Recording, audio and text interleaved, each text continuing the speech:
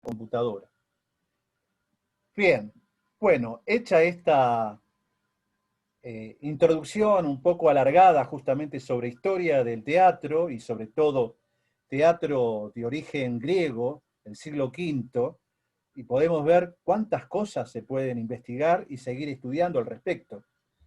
Y eso que hemos dejado el teatro en el siglo V, no hablamos del teatro medieval, ni del teatro, mucho menos del teatro renacentista, del barroco, del siglo de oro español, o el teatro del siglo XVIII, o el teatro contemporáneo, o el teatro de vanguardia.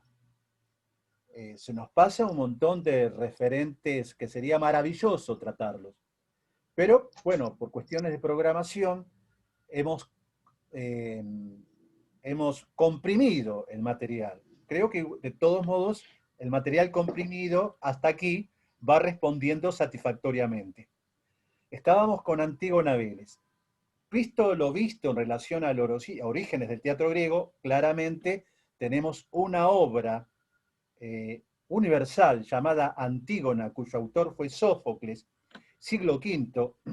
Con esta obra, Sófocles ganó uno de esos certámenes literarios, plantea una serie de temas universales, porque no es solo el tema de los hermanos que luchan por el poder, que luchan por el patrimonio, que se matan desgraciadamente entre ambos, sino incluso, creo que este sería el aspecto original de Sófocles, la actitud adoptada por la hermana que sobrevive a la tragedia, Antígona,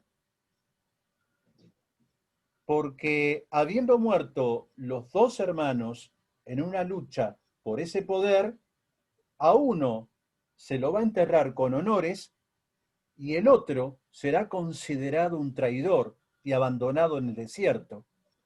Así en la obra original de Antígona de Sófocles, así en la Antígona Vélez de Leopoldo Marechal. Es bueno subrayar que a través del tiempo hay más de 50 o 60 creaciones libres de Antígona en distintas culturas, distintas Sí. nacionalidades y distintos momentos en el cual transcurre la acción. Ahora, en el caso de Leopoldo Marechal, autor de la década del 40, de la época de la década peronista y referente cultural de entonces, llega a la reproducción de la Antígona nuestra a pedido de Eva Perón. No es un dato menor tampoco, porque quien conoce la vida de Eva sabe que ella, dentro de todas sus transformaciones sociales, sobre todo una estuvo asignada a la transformación de la realidad existencial, cultural, social, política de la mujer. Y dirán lo que están en la vereda de enfrente. Sí, pero el siglo XX fue una etapa de transformación. Es decir, las transformaciones sociales ya se estaban dando. Perfecto. Pero estábamos en 1945, bastante avanzado el siglo XX, y aquí no había llegado todavía. Habíamos tenido, sí, una experiencia de un gobierno democrático, popular, con Irigoyen, pero las leyes sociales que estaban escritas por los mismos socialistas todavía no se habían impuesto. Pues bien, Eva le pide a Leopoldo Marechal que escriba una versión libre de la Antígona de Sófocles. La pregunta sería, ¿por qué? Y la respuesta es, porque Antígona trasciende en el tiempo y tiene tal poder ese personaje, tiene, digamos, tanto contenido, tanta trascendencia, que ni siquiera en los años 40 podíamos interpretarla, porque aún hoy, después de la década oscura de los años 70, vemos que Antígona todavía se recrea con más fuerza. Porque es un arquetipo para mí. Es Es el una, arquetipo Es un del modelo. ser libre. Pero además, ¿sabes qué? En un diálogo, en una entrevista que habíamos tenido junto con el extraordinario poeta nacional que es nuestro, que es malvinense, don Julio Asimonti, eh, decíamos que Antígona trasciende porque Antígona es la representación de la madre, Mm.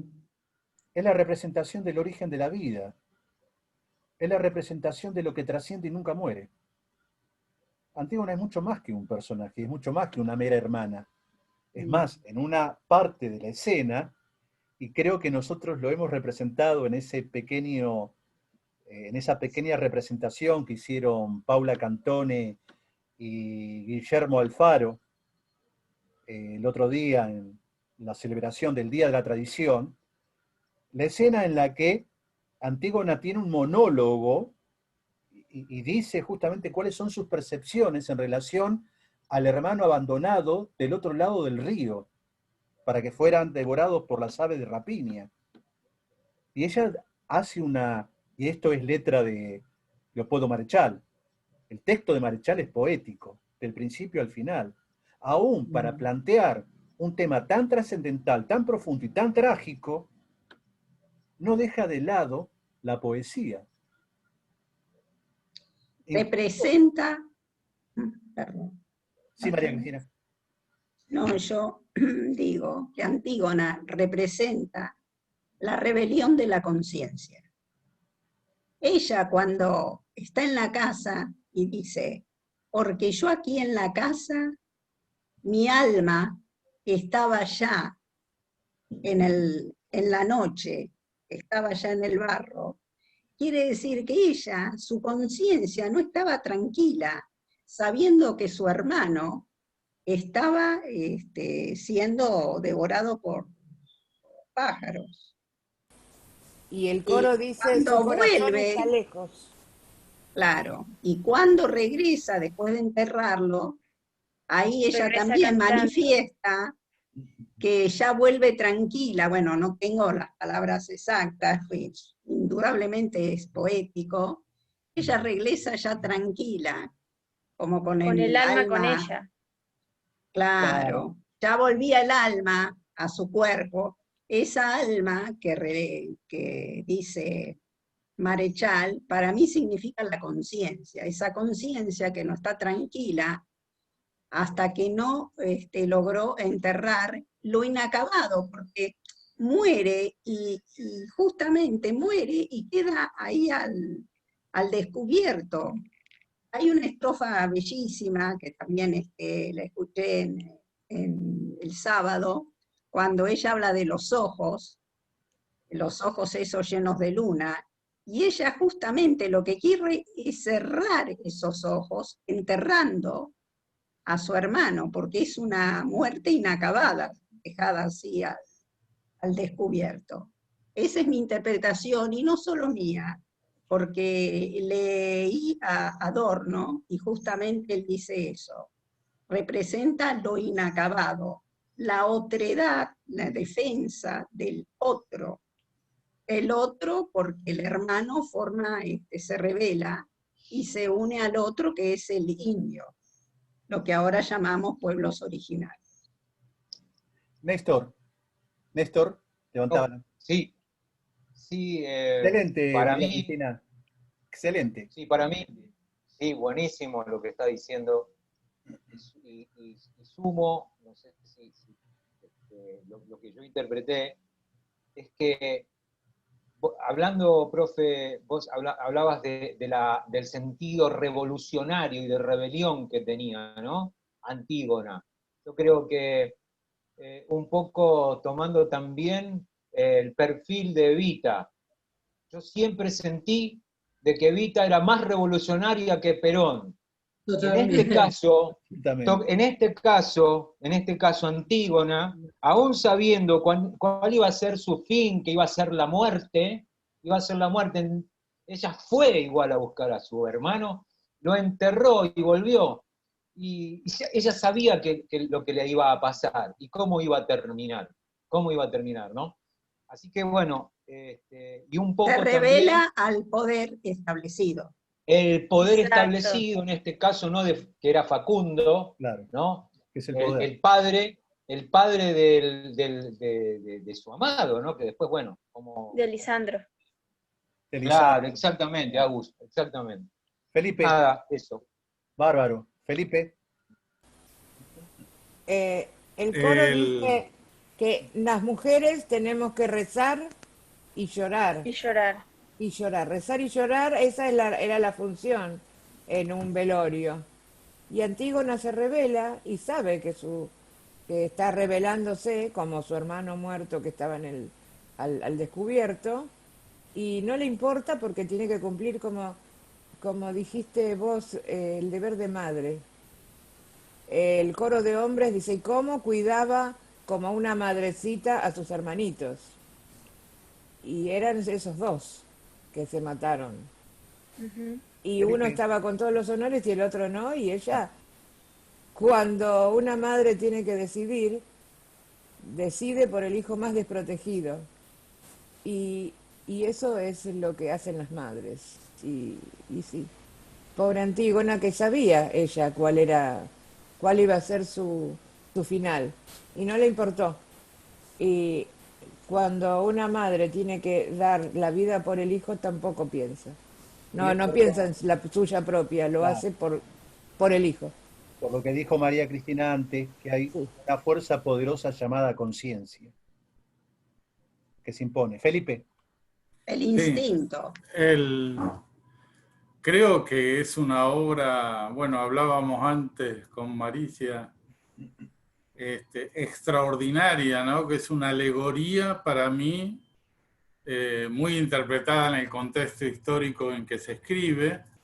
Para mí es una alegoría de la injusticia y de la figura de Antígona. Yo leía la obra y se me representaba como a Néstor Evita, la lucha por la justicia, pero fíjense que Antígona Vélez lucha contra la injusticia más allá de lo que eran sus hermanos, de lo que representaba cada uno, la insepultura de su hermano dejado al desierto para que se lo coman las aves de rapiña, era una injusticia tremenda que ella no podía soportar.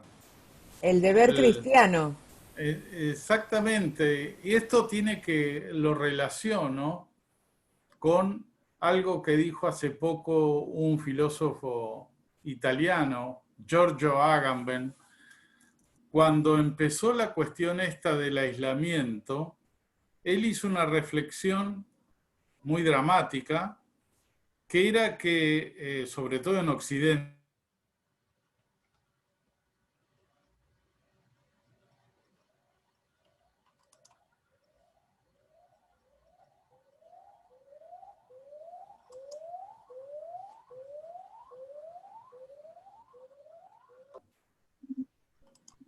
que han sido el ejemplo de las grandes resistentes a la dictadura militar. Y creo que en esto no es un dato al margen de que ellas se hayan presentado como madres. ¿Mm? Claro, porque justamente acá lo que quiere hacer Antígona, cerrar ese vacío, porque como dijo Carlos al comienzo, cuando hizo esa larga introducción, lo ritual del enterramiento, lo místico. O sea, es como un deber humano enterrar el cuerpo, ya forma parte de la humanidad. Por eso las madres, como vos decís, Felipe, ellas, las madres, las abuelas, siguen buscando esos cuerpos que no están. Esos cuerpos, quién sabe dónde, tirados, abandonados. Quieren enterrar ese muerto que saben que no está. Y que la dictadura lamentablemente no se lo permitió. Claro. Y ahí está justamente la lucha que siguen llevando hasta el día de hoy, y espero que el día que no estén, porque ya algunas están muy ancianas, que seguramente habrá alguien que las represente para seguir en esta lucha, ¿no? Esta lucha que es el respeto al derecho humano. Y perdón por la voz, pero el viento fresco me... Fabián, Sí, Fabián. sí, con el tema del enterramiento y la misticidad, ¿no? Es algo cultural. Acá en la Argentina, ¿no? En Entre Ríos, la zona litoral, hasta el siglo XX, fin del siglo XX, digamos, a los niños recién nacidos o niños de 2 años no se los enterraba. La familia, ¿no? La madre, colocaba al niño en la copa de un árbol para que en su creencia, ¿no? En esa creencia de que ese niño iba a quedar libre, ¿no? Como un ángel protegiendo a toda la comunidad, ¿no? O sea que ponía al niño en la copa de un árbol para que su cuerpo se empezara a descomponer, ¿no? Más allá de lo que es lo biológico, ¿no?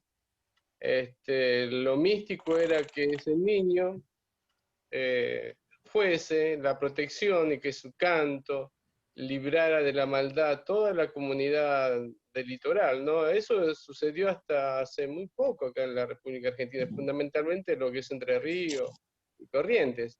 O sea que Bueno, vemos en Jujuy está la fiesta del Angelito, en el noroeste. Quiero acotar, mi mamá murió durante la pandemia, murió en junio, no nos permitieron el velatorio, fue directamente desde el hospital a la funeraria, no la pudimos ver, y de la funeraria al cementerio. Yo como tengo más de 60 años no pude entrar al cementerio, me quedé en la puerta, entraron 4, mis hermanas, no, 3, y una de mis sobrinas. Yo me quedé en la puerta y la muerte de mi mamá me resultó una cosa irreal, muy, como que era una muerte inacabada.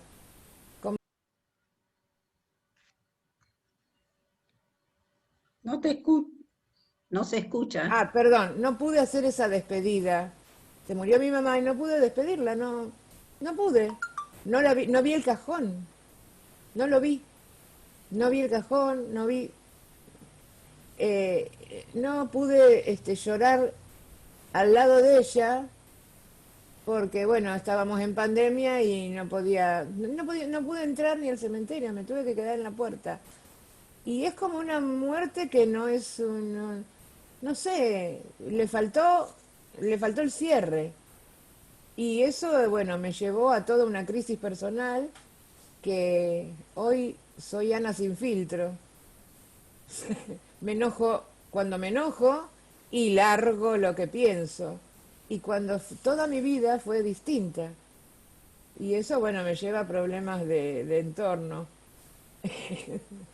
Y yo conté la clase pasada lo que estaba sucediendo, ustedes recordarán, y bueno, es una cosa muy, muy fea no poder, como decía, creo que Giorgio, el filósofo que escuchó Felipe, y sí, tiene razón, es algo que no, es un salvajismo, no poder enterrar tus muertos, que quede algo inacabado, y bueno, yo comprendo a Antígona mucho y me identifico con ella. Felipe. Bueno, ya está, Sí. perdón. No, por favor, por favor. No, un poco reforzando esta idea de lo inacabado y del sentido ritual que tiene para los deudos el enterramiento, una cosa que me surge es cómo la posmodernidad trata por todos los medios de esconder la muerte. Creo que es un rasgo que cada vez se acentúa más.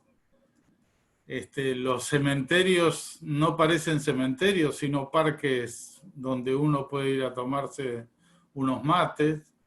Está la ausencia, el signo de que acá yace un muerto, y en una cuestión que me han dicho amigos que viven en Europa que cada vez es más común, que esto que pasa de no velar a los muertos. Y la cremación. Claro, se los deja en un depósito y después se los crema. Una cuestión que a nosotros los occidentales nos resulta más raro. Hay que reconocer que en las culturas orientales la cremación es parte del cierre de este rito, ¿no? Pero me parece que tiene que ver con esta cuestión de un sistema que nos pone siempre en el eje de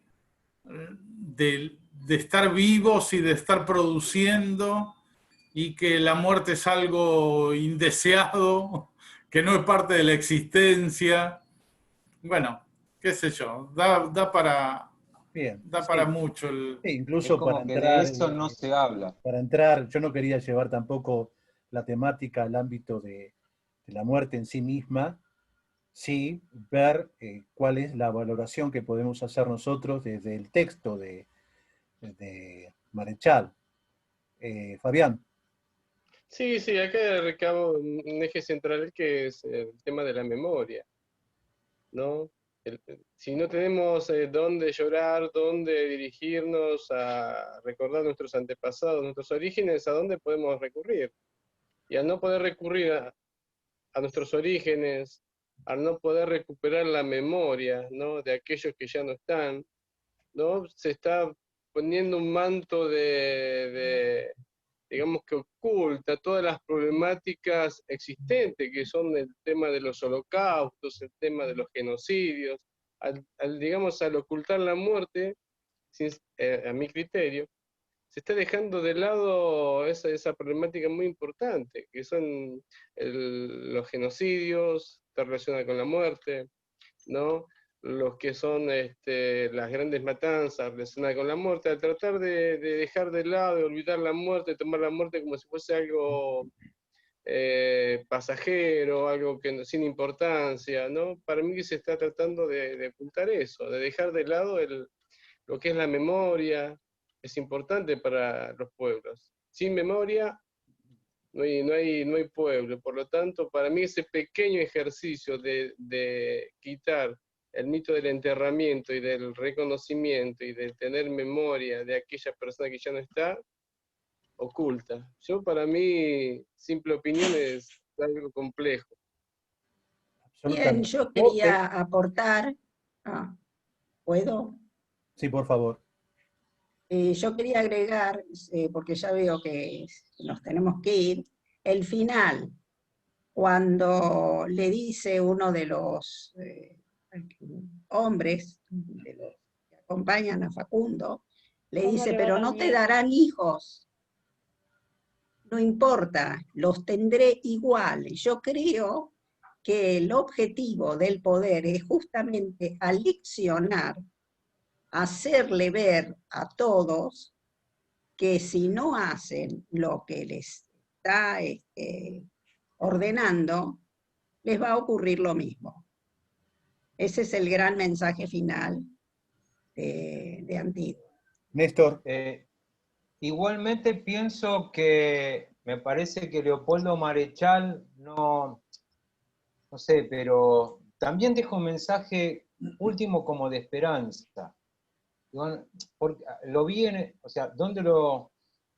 apreciando desde el punto de que muriendo Antígona era su sangre la que iba a regar el lugar donde en un futuro iban a ir a vivir personas, muchas más personas. Como que ellos estaban en ese sitio, ¿no es cierto?, regando esa sangre para generar o para sembrar la semilla que en un futuro iba a servir para muchas más personas, ¿no? Un poco eso, tomando de base esto de la civilización y barbarie, que en ese momento, y como decía recién, ¿cómo es? María Cristina, ella decía esto. Bueno, me parece que el mensaje no fue tanto como negativo, desde el punto de vista de lo que yo pude apreciar, de lo que yo pude apreciar. Perfecto, muy bien. Igualmente creo que también murió su hijo, de Facundo, ¿no es cierto? Muere su hijo, la amada de su hijo, y él ahí Duro, está indemne, duro. ¿no? Y cumplió a rajatablas, como dice ella, ¿no?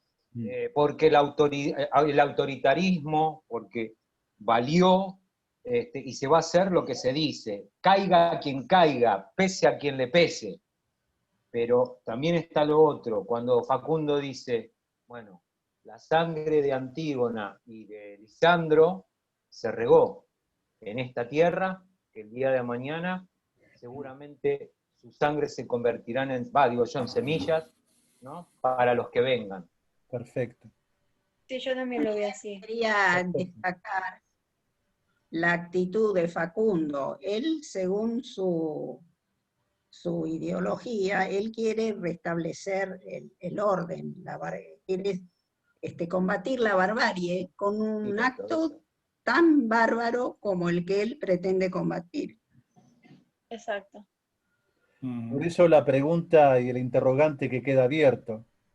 ¿Quién Claro. representa la barbarie y quién representa la civilización y viceversa? Es una paradoja. Son definiciones no tan sencillas de escribir, porque tanto en este libro como si lo aplicáramos a este presente, hay un común denominador que baja desde el poder de aquellos que tienen el poder desde siempre, para hacernos creer que hay unos que representan a la barbarie, y son ellos los que representan la civilización. Y esto es constante, y a pesar de que han pasado ya siglo y medio desde este momento en que se representa la obra de Marechal. Yo, Claro, yo como reflexión final, por cuestiones ya de tiempo, debo subrayar sobremanera el valor y la importancia de lo que cada uno ha dicho hoy en esta clase. Espero que no se nos borre la grabación. Yo siempre, como estoy en proceso de aprendizaje, alguna macana me mando, pero espero que nos quede la grabación, así yo ahora luego, a la noche, se la reenvío a todo el grupo.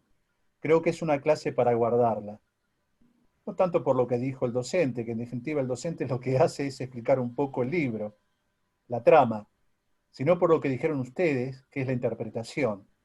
Creo que tanto Felipe como Cristina, Ana María, como lo que dijo Alicia o Néstor, o también Agustina, incluso Fabián, yo tengo, pero claramente subrayado lo que, digamos, subrayada la frase de cada uno.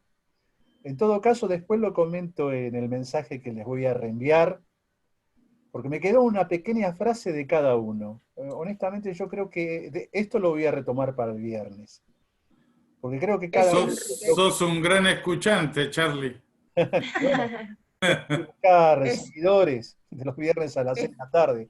Es una hora, pero es una hora que lo hemos creado justamente para poder encontrar ese espacio que nos falta en los talleres, ¿no? En los talleres yo tengo que cumplir un poco, digamos, más puntualmente con los objetivos que tiene el taller, que creo que hasta aquí largamente están superados, pero más que por mi función, por el aporte de cada uno de ustedes. Yo solo, para mí, desde mi lugar, me queda darles las gracias. Yo puedo agregar algo. Claro. ¿Qué quiero decir? Sí. ¿Cómo? Sí, por supuesto. Quiero decirle a los demás, porque nosotros al comienzo estuvimos hablando y hay algunas cosas que dije que a lo mejor los otros compañeros no se enteraron. Quiero destacar esto de que se cumplen 40 años de que Adolfo Pérez Esquivel recibió el Premio Nobel de la Paz justamente por defender el derecho humano de todos los pueblos originarios. Y esto habla justamente, y eso es lo que quería agregar. ¿Mm? Perfecto. Bueno. Yo no sé si A mí alguien también me quiere hubiese comentar algo más. gustado agregar algo, pero no Lucila, por podía. favor. Sí. Cuando estaban hablando sobre el tema de el por qué Antígona enterró a Ignacio, yo creo que más que por algo que haya quedado así inconcluso, incompleto, yo creo que es más por una cuestión, incluso no solo de creencias, porque hay un momento en el que antes de ir a enterrar a su hermano, ella habla con Facundo y le dice, usted puede imponer la ley en cuanto a la vida, pero más allá de la muerte, eso ya no depende del humano, eso ya es cosa de Dios, y como que el castigo se lo tienen que dar los dioses más allá del fallecimiento, porque el castigo ya lo tuvo. Y creo que esa era la idea en realidad que sostenía Antígona, Perfecto, perfecto. que era como una especie de falta de respeto también. Claro, ¿para qué denigrar a alguien que ya estaba muerto? Claro, Tan que ya recibió grave su era su castigo. pecado. Claro, perfectamente. Ya está, ya estaba Él muerto. ya estaba muerto. Sí. Lo Más allá demás, de, Va a sufrir. más allá de la violencia, porque es una tragedia en definitiva, Mm. yo prefiero quedarme con esa interpretación final que un poco que dio Felipe, otro poco que dio Néstor, de una perspectiva futura. Acá en este desierto volverán a crecer las flores. Y hay que darle también una apreciación utópica. Volveré y seré millones. Y para tener esperanza, porque Exacto. si no hay esperanza, no hay nada. Tal No cual. hay nada por Para qué darle un vivir. poco de luz al libro también. Tal Sí. cual, lo que pensó Felipe lo estaba pensando yo, volveré y seré millones, ¿no? Es increíble, ¿no? exactamente. Cómo una frase se cumple, ¿no? De una mujer que estaba digamos, ya en su fase final y ella lo sabía. Y cómo, en mi libro, perdón, ¿no? La noche de los cuadernos rotos, hay un párrafo donde hago una referencia sobre Eva y digo algo así, justamente, que Eva representa a la Antígona nacional de nuestra cultura. Bueno, Sí, absolutamente. Fue una Totalmente. revolucionaria. Y bueno, y me tal quedo con cual. eso que dijeron, Exactamente. Cuestión de de la que conciencia. Evita fue muchísimo más revolucionaria que el mismo Perón. Sí, Totalmente. absolutamente. Toda la vida. Y Muy Toda yo, la vida. yo también lo relacionaría con Volveré y seré millones, también con el derrotero del cuerpo de Evita, ¿no? Ella fue, Ah, Terrible. claro. ella, digamos, Ahí tenemos vio, ahí tenemos otra referencia, ¿no? A ella tampoco la dejaron descansar. Ujú. Tampoco como le pasó a Ignacio. El poder no la dejó descansar. Claro, Paseó, se fue a Italia, volvió, qué sé yo. La embalsamaron, no la embalsamaron, no sé, no me Terrible, acuerdo ahora. terrible. Yo lo Felipe, había, lo dejo había en tu, lo leí hace mucho tal cual. y bueno. Felipe, dejo en eh, tu voz el cierre del programa de hoy. No, Perdón, no, Felipe, yo quería pedir disculpas por me tocó fuerte esta clase, siempre las disfruto, esta también la disfruté, pero bueno, me tocó mucho lo de Giorgio y realmente eh, no sé, comparto con Giorgio, el filósofo italiano. Es un salvajismo no permitir un cierre a los deudos cuando hay una muerte querida. Bueno, una muerte de una persona que uno ama. y una madre es lo que uno más ama, aparte de los hijos propios. Y bueno, les pido disculpas porque no me pude contener y tuve que llorar, y por eso, bueno, me fui un ratito a servirme agua a tomar, porque me dejan sola acá cuando estoy en la clase. Les pedí a todos que se fueran y no aparecía ninguno, no les podía pedir nada. Me dejaron tranquila. Les pido disculpas por haber largado mis sentimientos. No, por No, favor. por favor, Ana. No, por Les favor. agradezco mucho a todos y gracias por la Felipe, comprensión. gracias, por favor. Gracias, Gracias, Carlos, por la clase. gracias a Un- ustedes. Felipe Sierra. Está fabulosa. Muy bien. Gracias. Le- Gracias, Felipe. Todo no, tuyo. por favor. No, él quería hacer una referencia histórica. Cuando Evita está muriendo, pide que se la entierre en el hall de entrada de la Confederación General del Trabajo, que había sido para ella el sujeto histórico para el que había donado su vida. Fue enterrada, se hizo lugar a su deseo, fue enterrada en la CGT. De ahí se secuestró su cuerpo, como muy bien decía Ana María, se lo llevó a Italia, pero fíjense lo que pasa cuando vuelve. Cuando vuelve se le quita esa capacidad simbólica que tenía su cuerpo enterrado en el hall de la CGT y se lo lleva al cementerio que es el cementerio cuna de toda la oligarquía contra la que ella luchó toda su vida, que es el cementerio de la Recoleta. Fíjense qué castigo post-mortem que se le aplicó a Eva, hecho por sus propias hermanas. Eso es lo más llamativo Pero qué atrocidad. del caso. ¿Cómo? Chicos, Que realmente me parece algo desagradable. Mm. Yo leí un libro relatado, por un periodista que hablaba con mayordomos de la Casa Rosada y hablaba con... Y bueno, y después cuando hicieron, no sé, el brujo López Rega con el cuerpo de Evita ahí, quería transmitirle, no sé si por ahí esto es no sé, una anécdota o una cosa inventada o no sé qué, pero es muy posible que quería transmitirle todos los poderes espirituales o lo que sea que tenía Evita con el cuerpo de Evita ahí a Isabel. Y es otra persona y otra cosa, y bueno, después vino lo que vino y no pudo el brujo hacer la brujería, no le resultó. Como cantábamos en los 70, disculpen la expresión que voy a utilizar, no rompan más las bolas, Evita y una sola.